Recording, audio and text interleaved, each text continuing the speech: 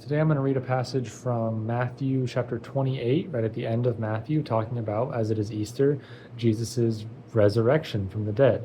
And as with anything in Scripture, it's far too dense for us to cover, especially in a 3-minute video. We could talk for, years just on a whole chapter like this. You could talk for, years on just a verse if you really wanted to, and breaking this down and applying it to your life and letting God speak to you through it and walking with His Word. But chapter 28 of Matthew, we start after the Sabbath on the first day of the week. Mary Magdalene and the other Mary went to the tomb. There was a violent earthquake because an angel of the Lord descended from heaven and approached the tomb.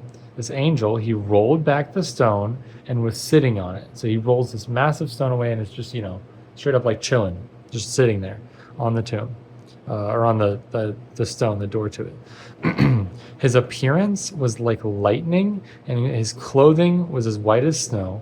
The guards were so shaken by fear of him because they saw him, that they became like dead men, just like frozen, like they can't believe their eyes. And you picture it, there's many places in the Bible that describe them with all of these wings and eyes, and he is glowing like lightning. If you saw that, you'd probably too be like, what, right?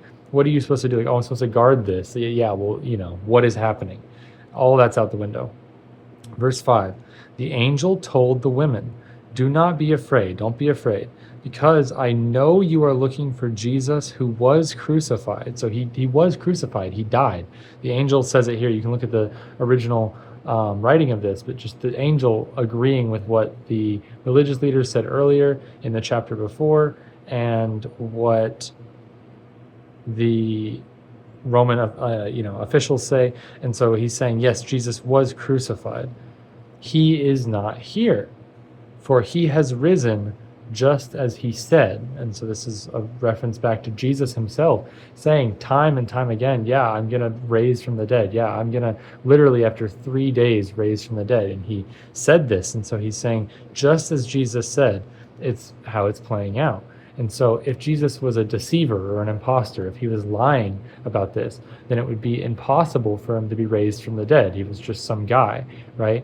But because Jesus is not lying, because he is telling the truth and he is who he claims to be, it is actually impossible for death to have hold over him, because he's the all-powerful God of everything. He created everything. There's no way that death can have power over him.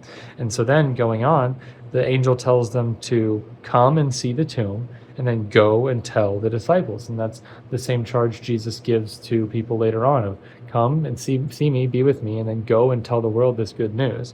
And so finally, we get to this amazing part where when Jesus appears to them later, they come up and take hold of his feet and worship him. And so